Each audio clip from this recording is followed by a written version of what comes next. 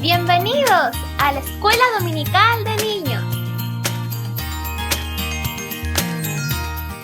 Veremos el tercer capítulo del amor de Cristo en nuestras vidas.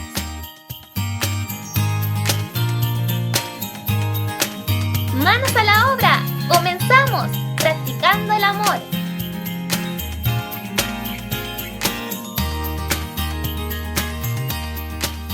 Hola mis niños queridos, sean todos bienvenidos a esta escuela dominical y un saludo también para todos aquellos que no son niños pero que domingo tras domingo, semana tras semana nos acompañan y ven nuestra enseñanza. A todos ustedes que el Señor les bendiga grandemente.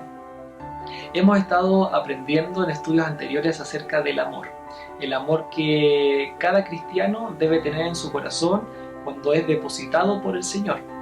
Ya aprendimos que el amor tiene ciertas características, que debe ser sufrido, ¿cierto? Debe ser benigno, no debe tener envidia y muchas otras cosas que lo aprendimos en la preeminencia del amor. También aprendimos acerca de una muestra de amor grande que el Señor tuvo por nosotros, que fue el nacimiento de Jesús en la tierra, pero una muestra más grande de amor que Dios ha tenido por toda la humanidad, por todos sus hijos y por todos aquellos incluso que no creen en su nombre, fue cuando Cristo se sacrificó en la cruz muriendo por nosotros. Esa es la muestra más grande de amor. Pero el día de hoy vamos a aprender acerca de cómo debemos poner en práctica este amor. Ya aprendimos parte de la teoría, pero ahora vamos a entender y comprender cómo debemos ponerlo en práctica. Y para hacerlo vamos a basar la enseñanza en un pasaje muy conocido por todos nosotros, que muchos de ustedes quizás se conocen de memoria en qué consiste y de qué se trata. Me refiero al pasaje del buen samaritano que está en Lucas en el capítulo 10, desde el versículo 25 hasta el 37.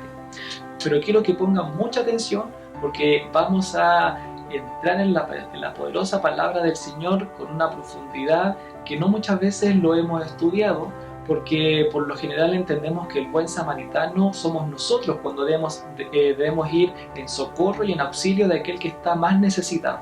Pero acá el Señor en su palabra nos va a sorprender dándonos un nuevo punto de vista de esta poderosa palabra. El contexto de esta historia parte en que Jesús, el Maestro, estaba con sus discípulos, con mucha más gente, conversando de la palabra como lo hacía muchas otras veces.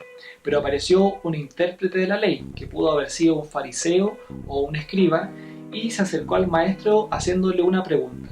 Maestro, ¿haciendo qué cosa heredaré la vida eterna? Y el Señor le respondió, ¿qué está escrito en la ley? O sea, refiriéndose a la ley de Moisés. ¿Cómo lees? O sea, ¿qué es lo que dice en la ley de Moisés? Y el intérprete de la ley le dice, amarás al Señor tu Dios con todo tu corazón, y con toda tu alma, y con todas tus fuerzas, y con toda tu mente, y a tu prójimo como a ti mismo. En este versículo, el intérprete de la ley está haciendo mención a dos versículos del Antiguo Testamento, uno que está en Deuteronomio y el otro está en Levítico. Y el Señor le responde, bien has respondido, muy bien, haz esto y vivirás. Pero ¿qué ocurrió después? El intérprete de la ley se quiso justificar a sí mismo, es decir, quiso saber quién era realmente su prójimo, porque él estaba haciendo todo bien, estaba cumpliendo al pie de la letra la palabra y la ley de Moisés, que estaba escrito, ¿cierto? Pero él quería saber y poner a prueba al Maestro de quién era su prójimo. Y eso es lo que le dice en el versículo 29. Y quiero que esto lo tengamos muy presente, esta pregunta. ¿Y quién es mi prójimo? Entonces Jesús le respondió por una forma muy especial. Él no le dio la respuesta simple, sino que él empezó a contar la historia y la parábola del buen samaritano.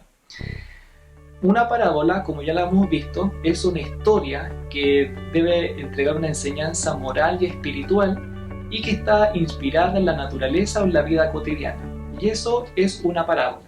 Pero en esta oportunidad vamos a analizar esta palabra porque también contiene alegorías. Y las alegorías son símbolos o son elementos que tienen otro significado. Es decir, una palabra o un elemento tiene un significado distinto, totalmente diferente al que tiene por lo general. Y para darles un ejemplo, por ejemplo, cuando nosotros hablamos del aceite, la alegoría o el símbolo que representa el aceite es el Espíritu Santo. Y de esa forma vamos a entender esta palabra, así que pongan mucha atención en lo que vamos a aprender. El Señor le dice: un hombre descendía de Jerusalén a Jericó y cayó en manos de ladrones, los cuales le despojaron e hiriéndole se fueron, dejándole medio muerto. Acá dice que un hombre descendía de Jerusalén a Jericó.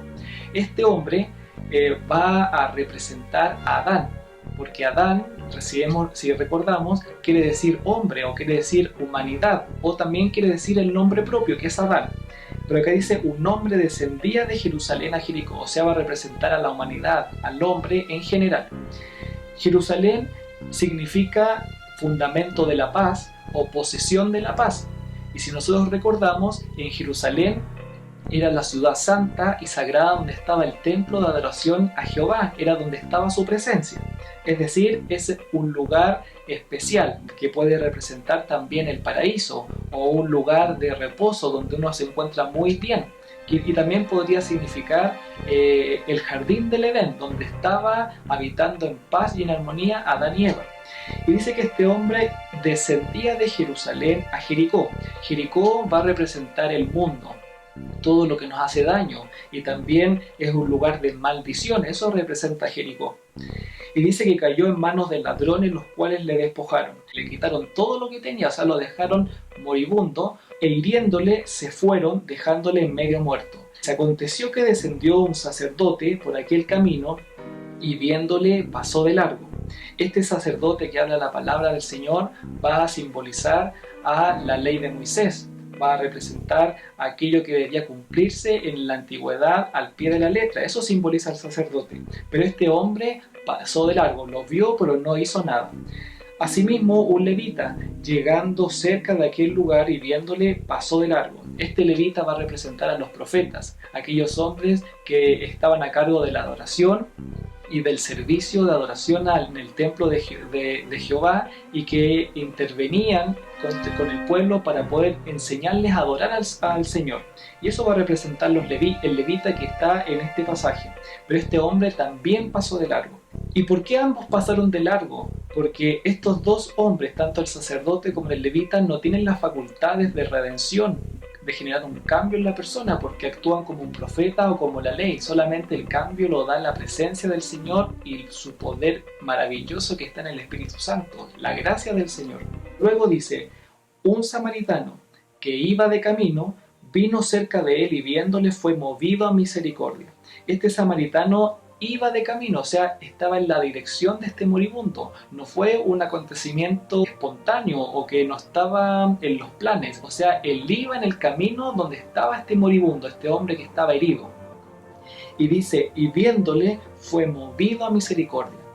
Este pasaje es muy maravilloso porque el samaritano representa al Salvador, representa a nuestro Señor Jesucristo, porque Él fue movido a misericordia. Cuando nosotros le pedimos a Dios que Él tenga misericordia de nosotros, estamos pidiéndole esta misericordia, que el Señor se compadezca, que se constriñen sus interiores, sus entrañas compasivas, y esa misericordia fluya en amor por nosotros. De esta forma actuó este samaritano que representa al Señor, y acercándose vendó sus heridas, es decir, lo sanó. Él le entregó la sanidad que ni el levita ni el sacerdote podían entregar, no tenían esa facultad, echándoles aceite y vino. Es decir, el aceite va a representar al Espíritu Santo, a esa presencia maravillosa que se la entregó a este moribundo, y el vino va a representar la redención y representa la vida eterna que solo Jesús nos puede dar. Y esas dos cosas se las dio a este moribundo con amor, con su misericordia. Y poniéndole en su cabalgadura, lo llevó al mesón y cuidó de él.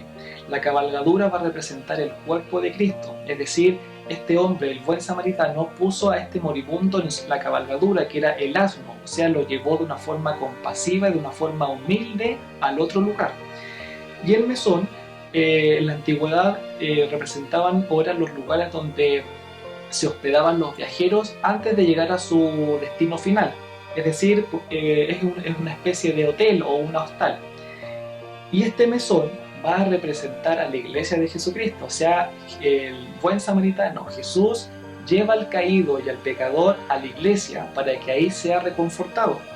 Y dice luego, y cuidó de él, es decir, el samaritano no lo dejó solo, estuvo con él en ese día y en la noche, o sea, lo acompañó hasta que él estuviese un poco más repuesto.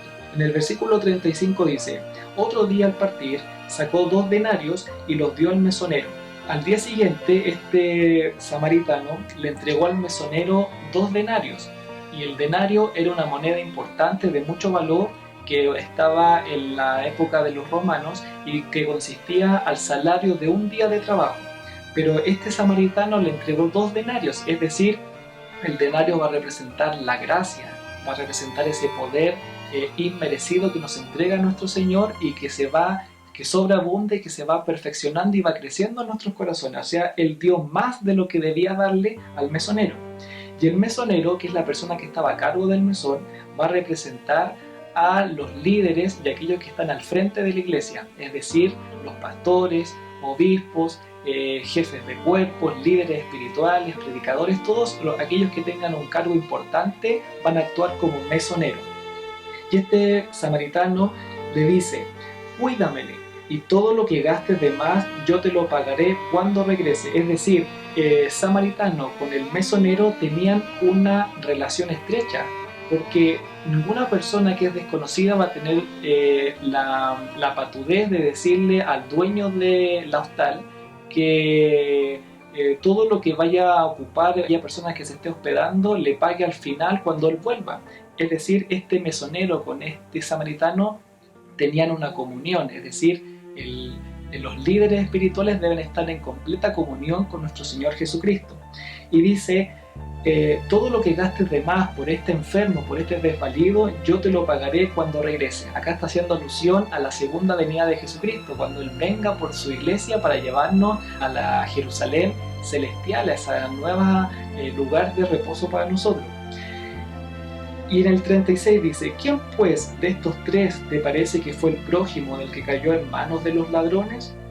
Y el intérprete de la ley le dice, él dijo, el que usó de misericordia con él. Entonces Jesús le dijo, ve y haz tú lo mismo. Es decir, con esta parábola el maestro le está diciendo, le está volviendo a preguntar al intérprete de la ley, ¿quién crees tú que es el prójimo del que cayó en manos de los ladrones? Respondiendo a la primera pregunta que le hace el intérprete, que dice, ¿y quién es mi prójimo? Y acá el Señor le responde con esta parábola que él se dé cuenta de quién es su prójimo. Y el intérprete supo responder que fue el que usó misericordia con él. Es decir, el intérprete no estaba entendiendo la importancia de amar al prójimo. Y el prójimo es Cristo, es Jesucristo. Él es el prójimo, Él es el primer prójimo. Solamente el intérprete estaba amando a Dios. Cuando le leímos al principio, amarás a tu Dios con todo tu corazón.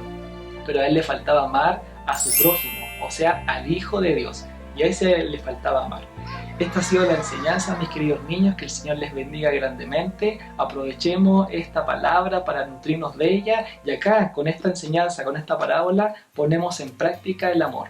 Porque una vez que hemos amado a nuestro Señor Jesucristo, con la gracia que nos entrega, podemos amar a nuestros prójimos. Que el Señor les bendiga y nos vemos el próximo año.